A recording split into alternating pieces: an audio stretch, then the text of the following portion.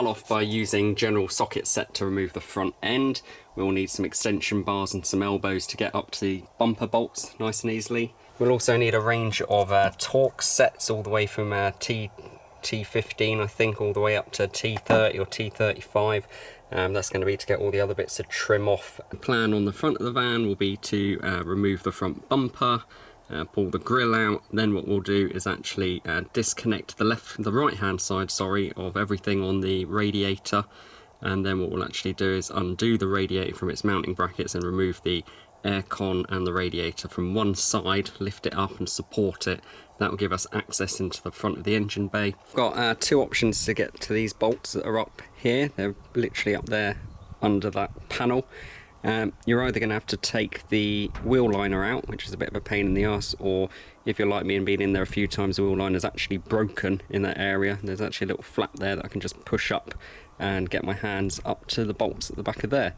So there's two up there, the same on the other side, and to do that I'm going to use this kind of contraption here, which is a long bar with an elbow on the end and a 10mm long reach socket, and we'll get up there and wind those out.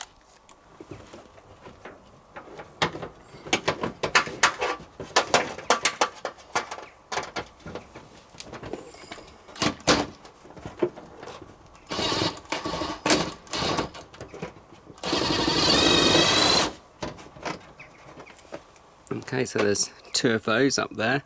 The bolt they go onto isn't actually fixed permanently into the bumper, so when you retract it, be careful they don't fall on the floor and you lose them.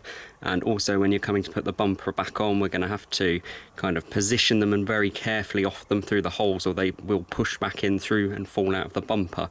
So keep hold of two of those from this side, two from the other side, four in total.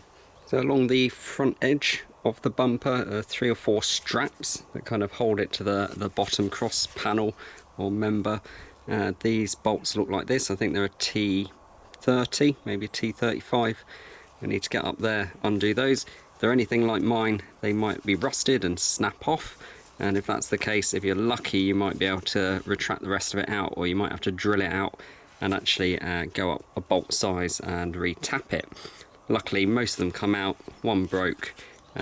Easy job along the bottom there. Along the front of the engine bay here are a number of these large black plastic screws. You're going to need a large flat blade screwdriver to get in there, wind them out. There'll be one there, one there, one there, a few over the other side, and 2 more. These panels are already off, but I'm going to undo these and pull this top panel off here.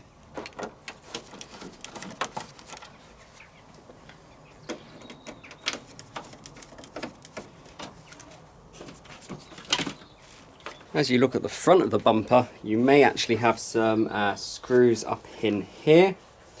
There may be some screws elsewhere, but I don't actually have any other screws. And then the other place there might be some screws is through the back of these panels. So right there's a hole. I'm poking my finger through, and there could well be some screws in there. There should be, and I've left them out here. But if you need to get to them through there. I believe they're Torx. We're also going to need to remove some small Torx screws along the bottom. They basically hold the wheel liner to the front of the bumper. So get under there, might be 1, 2, 3, 4, and there might be some up this edge here. So get under there, have a look, see what ones are still there, and try and get them out. And those ones down there are T25. And these are the bolts we're looking for. Right, so now we've got bolts out here, bolts out along the bottom, screws from those flaps, bolts from the top, screws from the top, plastic trim off, grill out, disconnect the fog light cables. This thing should just pull off and go over there somewhere.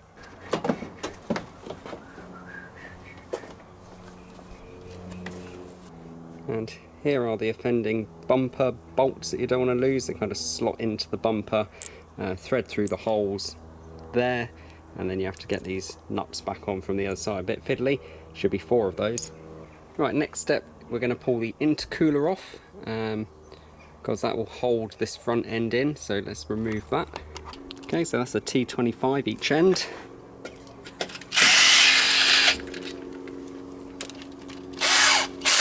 As we look in each side of the intercooler, there is a little clip in there on the end of the intercooler. We're going to have to lift that using something like a pick and give the intercooler a wiggle, and that pipe should pop out. Bit difficult to get back in. To get them back in, we have to kind of preload the clip in there, offer it up, and then try and get our hand down the back to hold the pipe as we press the two together, and you should hear a firm click. I'm not going to show that, but hopefully you can figure that out. So lift the clip, wiggle it out.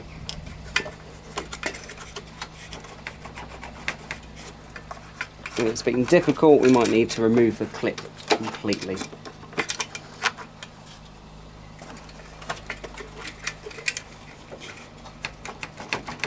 Let's go around the other side, try that one.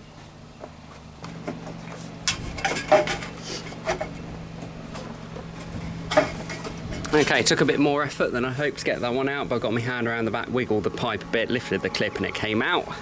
Poked some kitchen towel in those ports just to stop anything falling in there. The next thing I'm going to do is start pulling some screws and stuff out of this front grille here. So essentially, if I get them into shot. Okay, so in the top of the rad bracket is these two holes here. In there you'll find some T30 screws. We'll need to take them out.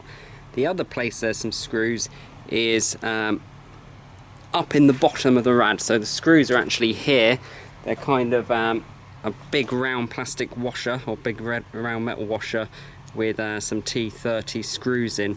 Now they're very difficult to get to, and what you're going to need to do is pull an extra long extension and thread up from underneath. It's not going to be easy to get a shot of that, but I'll show you the screws you're looking for. So these are the screws from the bottom of the rad. They are actually holding into this rubber mount underneath. You have to go up from underneath, so up under the floor, thread up to the bottom. And the other thing to consider is there is actually a bolt here, one there and one here. There, they hold the kind of front metal bumper bracket on. We actually need to pull them out about 10mm because they will stop you from getting your socket onto the end, your T30. So by just pulling them out slightly, we'll clear a little bit of space here to thread that around, pull these out, bring them down, and then to get them back up, it's going to be a bit of a threadling game to get them into place. Okay, on the corner of the radiator over here is actually a temperature sender. There's also some sockets that drive the fans, so we're going to pull those out. Don't pull the sender out of the temperature sensor, undo the plug off the end of it. Go careful because you don't want to leak. If you're lucky, we'll get a way of taking this off without damaging anything and without losing any coolant. Looking up from underneath, we've got the temperature sender socket in amongst all these cobwebs. Thanks for that. Love cobwebs. Hopefully there's no black widows or false widows up here, so we need to kind of push that onto the sensor. You're not seeing anything. We need to push that onto the sensor while squeezing the tab, but that will slide off. This one, which is broken, should just come straight out. Cobwebs out the way. And there's this one up the top here, also wants to come out. Again, you need to kind of push that on, squeeze the tab, and pull it off. Probably need 2 hands for that, so let me get another hand up there. Once those 3 connectors are out, that should free up this side to move. Right, we should be getting to a point now that we could try and move this out. A couple of things we're going to want to do is I'm going to actually disconnect this top hose that goes to the expansion tank here. I'm going to clip it with a clamp and undo it so water doesn't come out. I'm also going to pull the fuel cooler off. So this is the fuel cooler. I can undo it there or unclip it, undo it the other end, or cut the zip tie that mine's got. What I'm actually going to do is get some long zip ties and clamp it up to this cross member here, so when we pull the rest out, that stays where it is.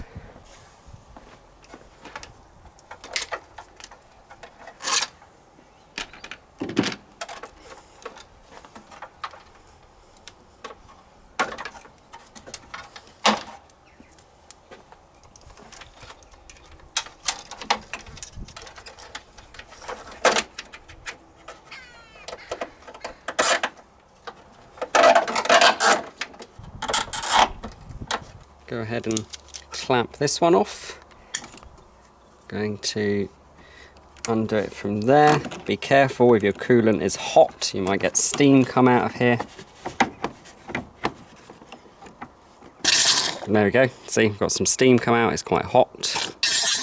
And there, should have really removed the lid first, but I didn't. I'm going to pull this one off, and I'm going to undo these two just to move this to one side. It will give us a bit more room to work in here. In here. And lift that up and out the way over there. While we're here, we can also remove this boost pipe. We can actually undo the temperature sensor down here. Pull this whole pipe out. Next thing we'll do, pull these vac pipes off the EGR valve and the anti-judder valve. You'll want to make sure they go back on the right way. I know that one's slightly longer than the other, and the longer one goes to the EGR valve, so we'll want to remember that. I'm also then going to remove this exhaust gas recirculation pipe. There's two 13mm. If you have your original oil filler spout here, that will make it difficult, but it's not impossible to get those screws out. You've just got a big oil filler spout here. I've actually removed that. Makes it a little easier.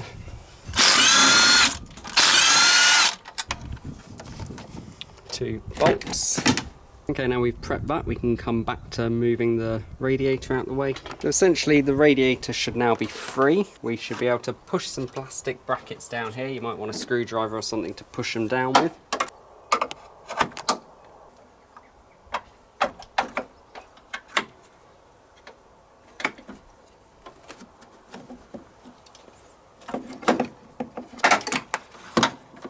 Then we'll lift from down here, and the radiator is now free. At the moment it's hanging from one side. Now there's a couple of things we need to be careful of. We're essentially going to sit the radiator on the cross member. The cross member has a sharp edge, so I'm going to come put a towel on that just so it doesn't cut into the bottom of the radiator. And then we're also going to need to support the weight of the radiator from this side, so I'm actually going to use a little step ladder and another towel to support the weight.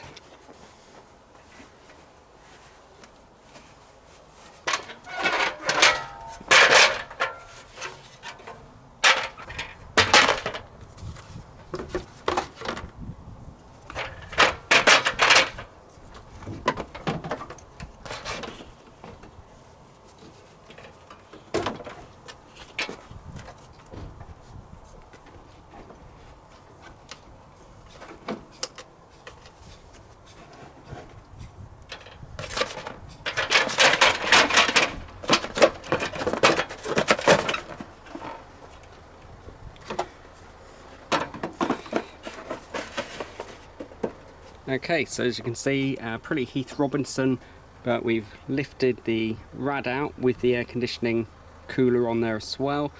We've got the towel stopping that cross member from cutting into the bottom of the radiator. If it does, that'll be bad, you'll have to replace your radiator. I've then used the ladder to kind of pull it out, use some cardboard boxes just to support some of the weight from that end, and now what we can do is hopefully get in there and do all our front end work. Bit of a squeeze, but it does make it a lot easier. Probably about half an hour work to get to that. Can be very fiddly the first time you've done it, but after you've got in there a few times, it does make the job so much easier. Quite a few different jobs you could do from here actually. You could of course do your inlet manifold, you could get to your glow plugs, you can check your injector looms, you've got your alternator and air conditioning pumps down there with the Gates belts if they need changing, front engine mounts, look for oil leaks, all sorts of bits and bobs down there, power steering pump. So quite a useful job. And actually while you're in here, you might as well do the oil change because you can get to the oil filter really easily from there. It's just over here.